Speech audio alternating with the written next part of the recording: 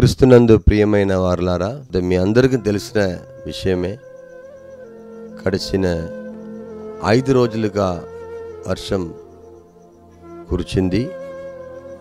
వర్షం విపరీతంగా కురుస్తుంది. ఈ తుఫానుకు పేరు మెంతా తుఫాన్ అని పేరు పెట్టారు. మెంతా అంటే శక్తివంతమైనది, సువాసన గల పువ్వు అని.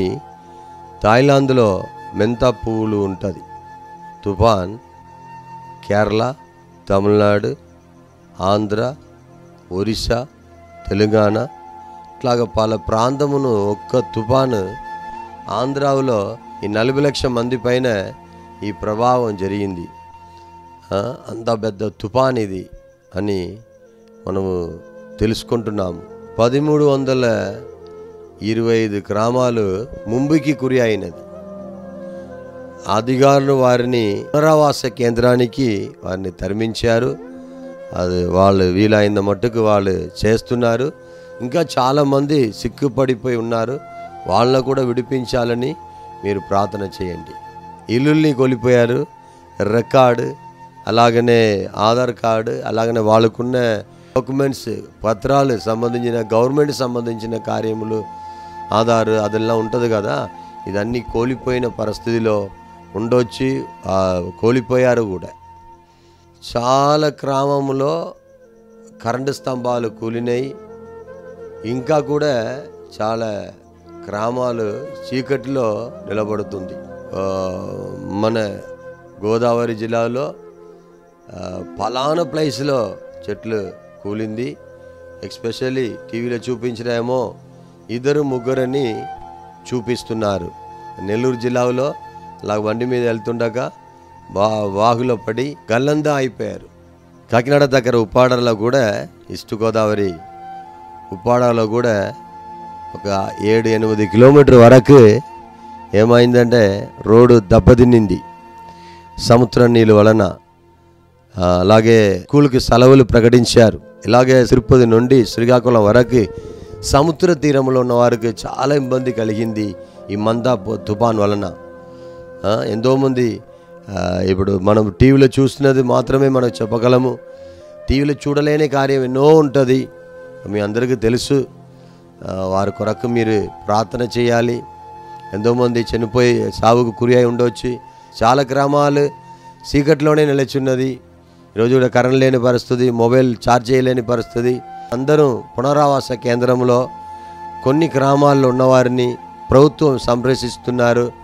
వాళ్ళకి ఒకే దగ్గర అందరూ ఉండడం, చిన్నలు పెద్దలు అందరం కలిసి అలా నిలబడాలి. పడుకోవడానికి కూడా ప్లేస్ ఉండదు.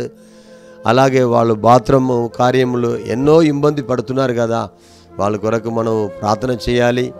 మనం దేవుని దయ వలన మీరు, నేను, కొందరు ఇది చూస్తున్న వారు కొందరు క్షేమంగా ఉన్నాము.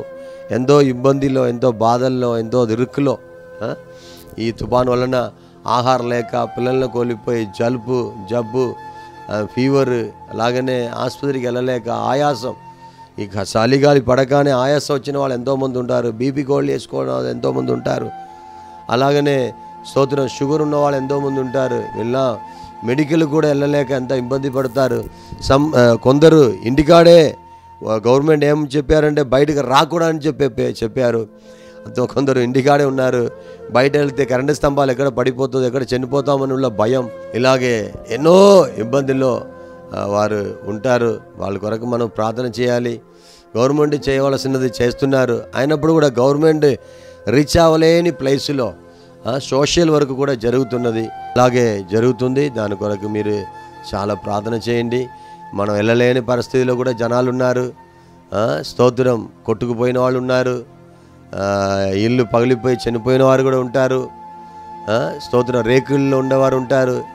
ఎస్పెషల్లీ నేను చెప్పవలసిన రోడ్డు మీద ఉంటారు చూడండి, వలస కూలీలు, బ్రతకడానికి వచ్చేవాళ్ళు. వాళ్ళ పరిస్థితి ఏమవుతుందో, ఎలా ఉంటుందో స్తోత్రం, దాన్ని వెదకి వెళ్ళాలి. మేము కూడా స్తోత్రం చేస్తున్నాము. ఇంకా వెళ్ళాలని ఆశపడుతున్నాము. మీరు కూడా మాతో కలిసి మీరు సహకరించండి. ఈ పరిచర్యకు మీరు మీ వంతు సహాయం చేసినప్పుడు మేము కూడా వాళ్ళకి ఇవ్వడం జరుగుతుంది. దేవుడు మళ్ళీ ధారాళంగా దీవిస్తారు. చాలామంది సేవకుల కోసం ప్రార్థన చేయండి. చాలామంది విశ్వాసులు అందరు ఇదే పరిస్థితిలో ఉన్నారు. జాతి మత కుల భేదం లేకుండా అందరికీ సహాయం చేస్తున్నారు.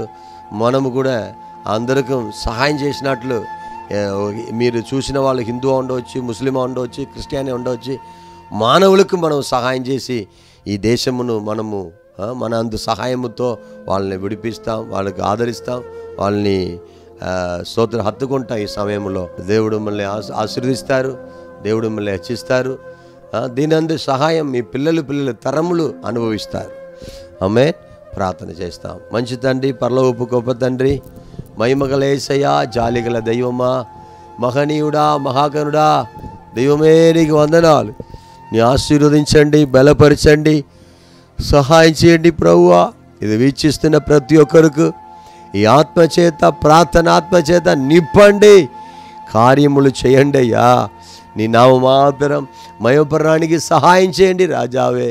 రాజా, అన్ని నామం మొలకన్నా పైన ఉన్న నామం యేసుక్రీస్తు నామములు విడుదల కలుగునట్లు చేయండి అయ్యా. ఎవరెవరు అయ్యా కన్నీరులో, ఇరుకులో, ఇబ్బందులో అయ్యా పునరావాస కేంద్రాల్లో ఉన్నారో, ఆహారం లేక సోదరు బయటకు వెళ్ళలేని పరిస్థితుల్లో, వ్యాధితో, ఆస్మాతో, దగ్గుతో, జ్వరముతో అయ్యా ఎంతోమంది ఉంటున్నారో స్వామి, వారందరూ బాగు చేయండి అయ్యా. ఇల్లు ఎంతోమందికి నీళ్ళు వచ్చి అయ్యా మోకాలంతా నీళ్ళు ఉన్నవి, ఎన్నో హౌసులు ఎన్నో ఇల్లునే కోల్పోయిన వారు ఉన్నారయ్యా. వారందరికీ దేవుడా స్వస్థత, విడుదల దయచేయండి. వాళ్ళకి అంటు రోగం ఏమీ రాకుండా కాపాడండి. ఆసుపత్రిలో ఉన్నవారిని దేవుడా విడిపించండి. దేవుడా వలస కూలీలుగా వచ్చి పనిచేసే వారికి మంచి ఆరోగ్యం అన్నది దయచేయండి ప్రభువా. నీ నామ మాత్రం అయోపురానికి సహాయం చేయండి అయ్యా. എല്ലാ ఆటంకాలు మార్చండి రాజావే. రాజా స్తోత్రం. എല്ലാ విధ సాతానీయ శక్తి నుండి విడుదల దయచేయండి రాజా. హల్లెలూయా. ఎంతోమంది రైతులు పంటలను కోల్పోయారు రాజా. వాళ్ళకి దేవుడా నష్టపరిహారం గవర్నమెంట్ ఇవ్వడానికి కృప దయచేయండి అయ్యా. అందరు అధికారులతో, మంత్రులతో, సీఎంతో, డిప్యూటీ సీఎంతో దేవుడా మాట్లాడండి ప్రభువా. హోమ్ మినిస్టర్తో మాట్లాడండి అయ్యా. ఇది పరిహారం దయచేయండి స్వామి. ఇప్పటి వరకు ఎన్నో అధికారులు వెళ్ళలేని ప్రాంతం ఉన్నది రాజా. వారందరూ వెళ్ళడానికి పరిచర్య చేసి సేవ చేసిన వారు టీముకి వెళ్ళడానికి కృప దయచేయండి ప్రభువా. నీ నామ మాత్రం అయ్యపరానికి సహాయం చేయండి. ఈ హెవీ వానమును, ఈ భారీ వర్షమును దేవుడా దయచేసి ఆఫ్ చేయండి ప్రభువా. నీ నామ మాత్రం అయ్యపరానికి సహాయం చేయండి. యేసయ్యాది శ్రేష్టమైన నామములు ప్రార్థించి ప్రతిమాడి వినయముతో వేడుకొనుచున్నాము మా పరలోకపు గొప్ప తండ్రి. ఆమేన్, ఆమేన్. ప్రియమైన దేవుని జనాంగమా, మీరు ప్రార్థన చేయండి, నేను కూడా ప్రార్థన చేస్తాము. ఇట్లాంటి నాశనం ఇంకా రాకుండా దేశమును కాపాడాలని ప్రార్థన చేస్తాం. ఆమేన్, ఆమేన్.